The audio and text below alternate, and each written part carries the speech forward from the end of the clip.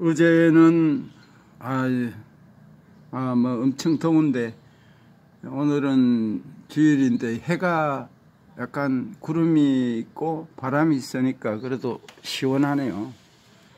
어제는 오전에 이제 저는 하나님께서는 엿새 일하고 하루 쉬어라 했는데 우리가 주 5일 근무인데 저는 어제 빡시 오전에 일을 했습니다. 그리고 오후에는 또 쌍용 계곡 우리 교회 동생 거기 가가지고 같이 이렇게 행복을 나누고 행복의 밥상을 나누고 또 새벽 바람에 일어나가지고 거리가 한 80km 되는 곳을 새벽에 나와가 파크골프에서 땀을 흘리면서 두 바퀴 돌고 또 교회 가서 턱송하고 예배 드리고 이제 오후에 집에 왔는데 4시까지는 이런 시간을 가지고 또 4시에는 파크골프를 치기로 또 약속이 되어 있습니다.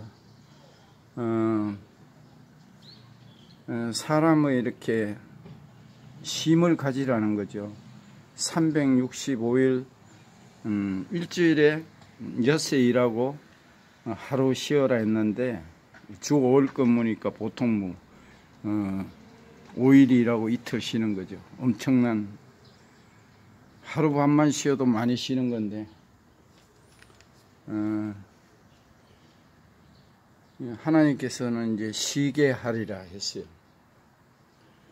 예수님 말씀 중에 참 고맙다, 반가운 말씀들이 많이 있는데 그 중에서 수고하고 무거운 짐진 자들아 다 내게로 오라는 말씀에 얼마나 고맙고 위로가 되는지도 모릅니다.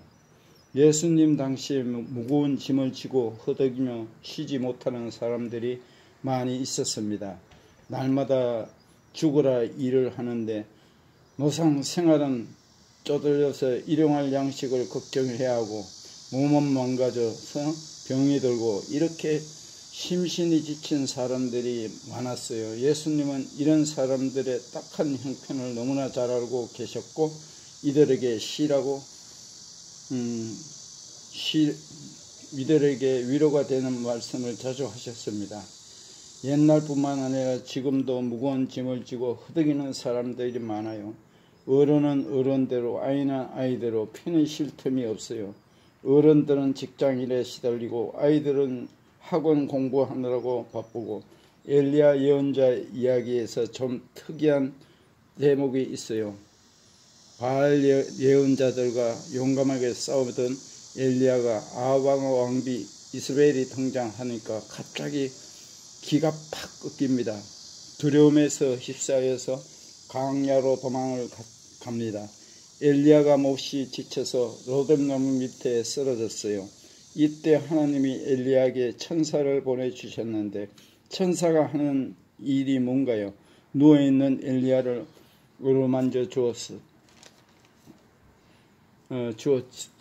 온몸을 부드럽게 만져주고 쓰다듬어주고 그러니까 얼마나 잠이 잘 와요. 아주 달콤하게 잠을 잤죠. 엘리야가 잠에서 깨어나 보니까 머리맡에 숯불에 구운 떡과 물 한 병이 놓여 있었어요.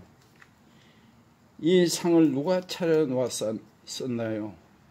우렁각시가 차려놓았나요? 하나님의 천사가 차려놓았나요? 배부르게 먹고 또 자니까 천사가 온몸을 어루만져주고 잠에서 깨어나면 음식을 챙겨주고 이렇게 먹고 자고 계속해서 이 일만 되풀이합니다. 무려 40일 동안이나. 이게 뭐냐면 쉬는 과정입니다. 엘리야가 그동안 하나님의 일을 한다고 여기저기서 뛰어다니고 대적들과 싸우다가 보니까 심신이 너무 지쳤어요. 이제 좀 쉬면서 충전을 해야 할 때가 되었어요. 하나님이 지친 엘리야를 쉬게 해 주신 겁니다. 교회에서 열심히 일을 하는 분들을 보면 간혹 염려돼요. 교회 일을 기쁨으로 해야 하고 교회 일을 하면서 신앙이 더 커져야 하는데 자칫 교회 일을 하다가 지쳐서 시험에 듭니다. 다른 사람들을 원망하고 짜증내고 그러다가 혹시라도 신앙이 식지는 않을까 심히 걱정됩니다. 그렇기 때문에 되도록 스스로 알아서 하고 마음이 우러나와서 하도록 해야지 너무 닥달하거나 강요하지 않는 것이 좋습니다. 교회가 어떤 곳인가요? 교회는 쉬는 곳입니다.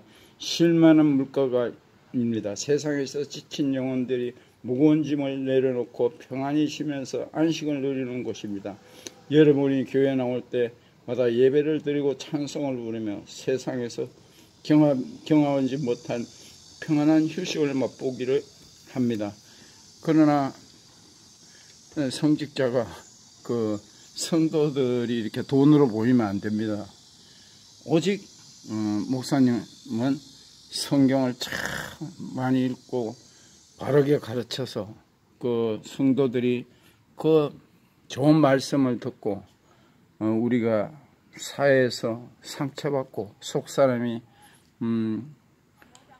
썬뿌리가 있는 것이 설교를 들으면서 말씀을 들으면서 치유함을 받고 이 땅에서 또 일주일을 또 열심히 행복하게 걸어가게 해야 됩니다.